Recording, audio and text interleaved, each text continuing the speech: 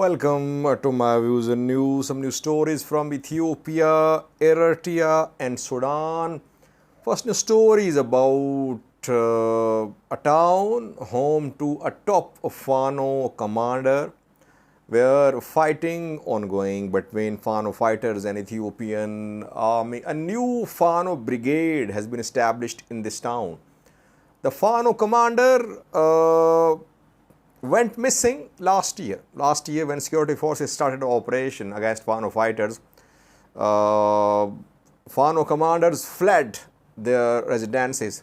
His residence was attacked last year by security forces. He could not be found. He fled. And now army, Ethiopian military has started a major operation in the town, but a new Fano faction they are fighting. Secondly, viewers, since yesterday, we have been seeing some pictures showing an Orthodox priest being paraded with a dead chicken hanged around his neck. Conflicting reports are coming in. Conflicting explanation of the incident are being shared by Amharic and Oromo news sources. What happened? Who is behind the incident? Why was the Orthodox priest arrested? Thirdly was Tigray. Tigray today shared details of how many of its districts are under the control of Eritrean military and Amhara forces. It seems that around 25% of Tigray territory, which was under Tigray control when the war broke out, is under Eritrean control, Amhara control. Details for you. And fourthly, viewers, fighting is being reported on Chad-Sudan border between Rapid Support Forces and Chadian military. And secondly, Rapid Support Forces claim to have shot down a plane of Sudanese Air Force. It happened today. Rapid Support Force have released a video. The RSF member who shot down the plane was shown to with a weapon. Is RSF capable of shooting down a plane? We have details for you about this claim made by the Rapid Support Forces. And lastly, a new ceasefire could be announced in coming hours. A 3-day ceasefire being agreed by Rapid Support Forces and Sudanese military reportedly. Firstly, viewers, intense fighting ongoing between Fano fighters and Ethiopian military in a town of the Amhara region. The town is a very strategic town. This town is close to both South Wollo and South Gondar. It's part of Gojam, but it is close to Wollo and Gondar too. It is situated in West Gojam. Name of this town is Mertole Mariam. I think 24 hours ago, I shared this story with you that Ethiopian army had entered Mertole Mariam. It is being confirmed now that fighting is ongoing there. Interestingly, a new Fano brigade has been established in Mertole Mariam. Name of this brigade is Abe Shelko. Abe Shelko is a newly formed Fano brigade in Mertole Mariam. Interestingly, Mertole Mariam is the hometown of a top Fano commander, Masrisha. Masrisha is from Mertole Mariam reportedly. And if you remember last year when Ethiopian army launched an operation against Fano fighters, Masrisha went missing. Since then, he has been missing. We just saw one picture of Masrisha in the last 1 year or so. Both Zamine Kasi and Masrisha fled last year. Ethiopian army, Amhara forces raided their residences. Zamine Kasi's house in Miravi and Masrisha's house in Mertole Mariam were raided by security forces. The The two could not found. Later, we saw Zamine Kasi was arrested. In September, he was arrested by security forces, but he was released a few weeks ago, and now he's based in Bahirdar. Masr Shah is still missing. No news about his whereabouts. Where is he? But his hometown is seeing resistance being put up by Fano fighters. Heavy fighting ongoing in Mertole, Mariam town reportedly. Secondly, viewers, yesterday an incident happened in a town in Oromia, which has led to a controversy because Amharic and Oromia news sources are sharing different versions of this incident. We saw pictures of an Orthodox priest who was being paraded in a town with a dead chicken hanged around his neck. The incident happened in East Shewa. In East Shewa, there is Mojo town. In East Shewa, the Orthodox priest Mehrate Damis was paraded with a black chicken hanged around his neck. Two men were paraded by locals. What happened? Now, Amharic news sources claim, Amhara news sources, that deliberately Mehrate Damis was targeted by local community. Purpose was to defame Orthodox Church of Ethiopia, and that groups in Oromia, they want to defame Orthodox Church of Ethiopia. That is why a story was made up to defame the church, to defame the Orthodox priests. On the other side, we are receiving reports from the other side. Oromia news sources, they say that the priest and his colleague were seen practicing witchcraft. They were seen killing and burying a black chicken, which was sort of a practice of witchcraft. Locals reported the incident to police. Police arrived there, and then locals hanged the black chicken around the neck of the Orthodox priest, and he was paraded in Mojo town. So, that is what is being reported by the two sides. Whenever there is a controversy, an issue in Amhara, Oromia region, we always see conflicting reporting. Security forces, they say that locals complained that the priest and his companion, his friend, his colleague killed the chicken and they were burying the chicken. Locals saw it as practice of witchcraft. They reported the incident to the police. Whatever the reason is, but it shows how things become complicated in Ethiopia, that it becomes difficult to find the truth. Now, whatever is being said by Oromia region based Oromia security forces won't be believed by Amhara region based groups. And what Amhara region based groups are reporting, it will be rejected by Oromia region based groups. That is what happens. Like in Valaga, you know that in Valaga 2 days ago I reported that in Kiramo there was an attack on farmers, Oromo farmers reportedly, and now it is being confirmed that 6 were killed, 5 or 6 were killed in that attack. Those who were killed are civilians, unarmed civilians, farmers. Again, conflicting reporting.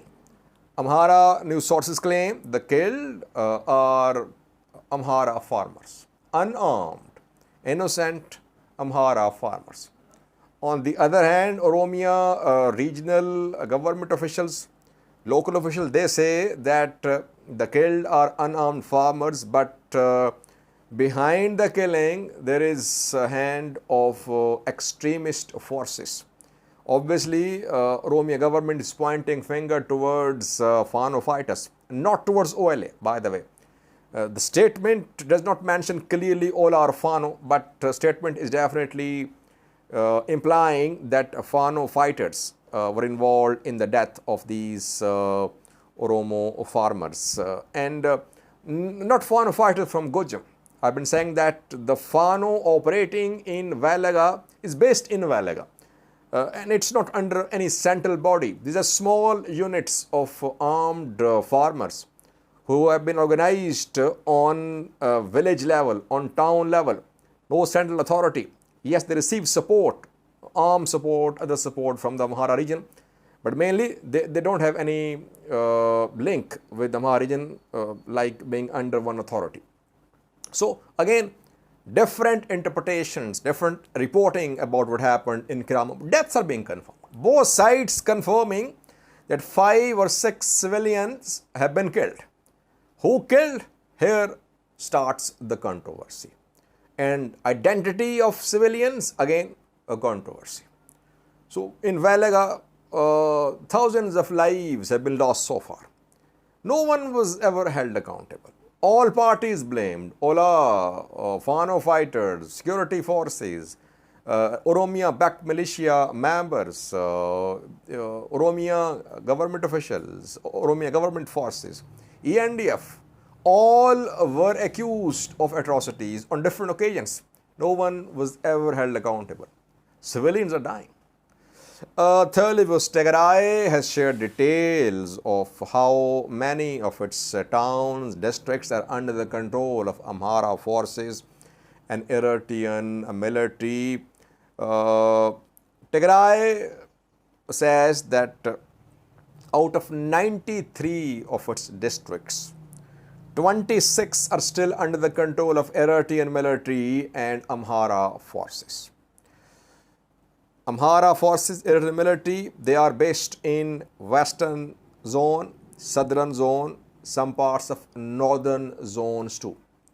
Today, Tigray interim government shared details, but names of districts were not shared. So we can say Tigray has got around 70% of its territory back. Around 25-30% is still in the hands of Eritrean military and Amhara forces. Now, Eritrea denies, by the way. If you talk to any Eritrean, he would say that Eritrea is not on Tigray soil. Eritrea has unilaterally enforced the decision made by a boundary commission formed 2 decades ago, which ruled, and the ruling was rejected by Ethiopian government. That is why Eritrean government is in control of Badme. Badme was given to Eritrea back then. So Eritrea has unilaterally enforced the decision by keeping its troops in Zalambasa, in Erob, in Badme. Some Tigrayans say that Eritrean military is in those areas too, which were not granted to Eritrea under that boundary commission decision. So what is needed? What is needed is some sort of mechanism to demarcate the border. That is the way forward. Otherwise, the issue, if it remains unsettled, sooner or later it can turn into military confrontation. And Tigray government today claimed that Eritrean military is not only in control of Tigray territories, but it is demolishing people's properties in some parts of Tigray. The government specifically mentioned Zalambasa. In Zalambasa, a road is being constructed. If you remember, a few days ago I reported that Eritrean government was constructing a road in Zalambasa. And for the construction of this road, a school and hospital, especially a school, was demolished reportedly partially. Some houses were demolished too. That is what Tigray government reported today, that demolitions of buildings in Zalambasa ongoing, and Tigray territories are still under the occupation of Eritrean military Amhara forces. By the way, where is Ethiopian National Defense Force? Because it's the responsibility of Ethiopian military to protect Ethiopian borders. Tigray border is Ethiopian border.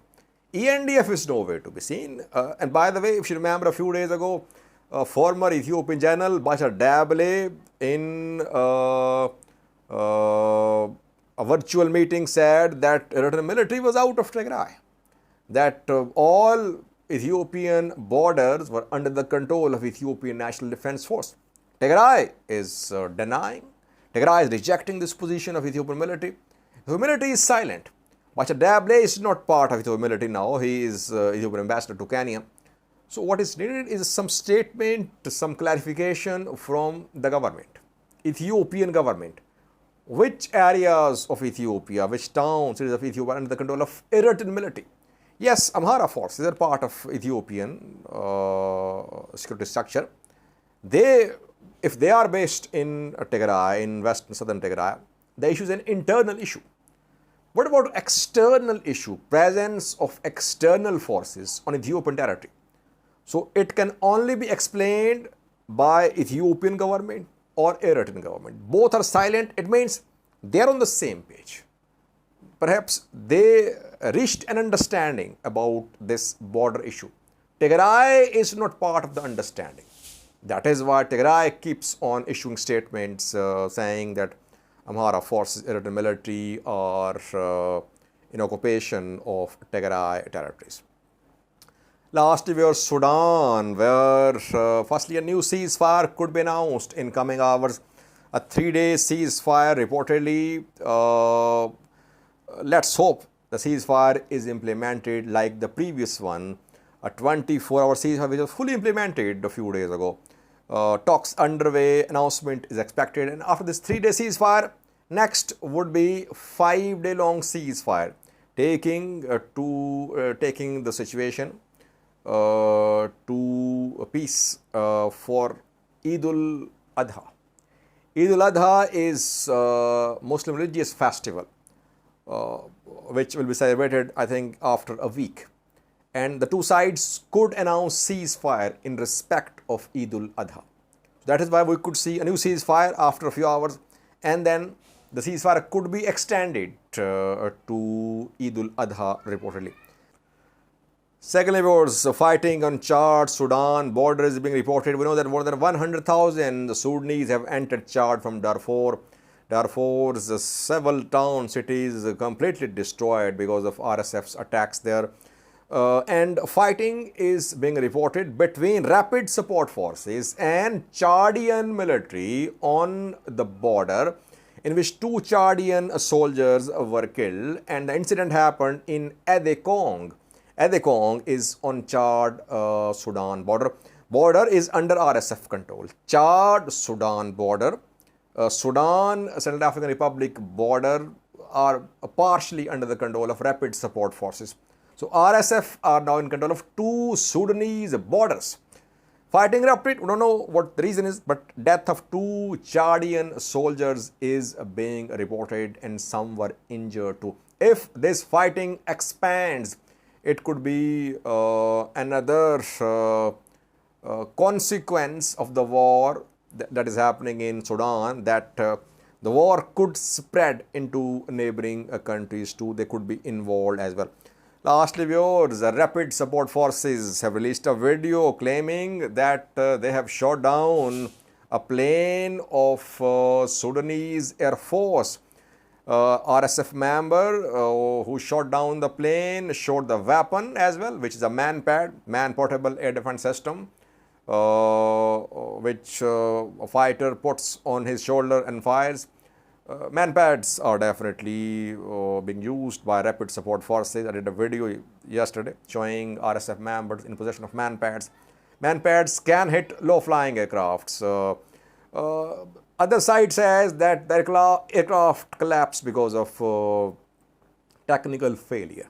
It happened. Aircraft collapse. It is being confirmed. Whether it was shot down or it just fell because of technical failure, but an aircraft of Sudanese Air Force collapsed reportedly today in River Nile. Take a look at the video shared by Rapid Support Forces claiming that they have shot down a MiG plane of Sudanese Air Force. Thank you for watching. بسم الله والصلاة والسلام على رسول الله سيدنا ونبينا محمد وعلى آله وصحبه ومن والاه. الحمد لله الذي أهدانا نصرا بعد نصر والحمد لله الذي أخرجنا من ظلم الكيزان إلى عدلة الإسلام. اليوم السبت 17/6/2023 الساعة 10 صباحا. عاجلا أم آجلا بإذن ربنا سبحانه وتعالى. هذا وصلي اللهم وسلم على سيدنا ونبينا محمد، والتحية لغاية قوات الدعم السريع محمد حمدان دقلو وكل غادة المجموعات وكل أشاوز قوات الدعم السريع، وإن شاء الله سفيان معكم على القضية إلى آخر نفس إن شاء الله سنلتقطوا ولا نهتم للمرجفين. ضربوا طيارة والله، عندنا واقعة جنبنا، عندنا واقعة والله، وقعت والله، وقعت والله. تسمع الصوت هسه بعد ده. طيارة ميج وقعت هسه في البحر، ده جناحها، ده جناحها.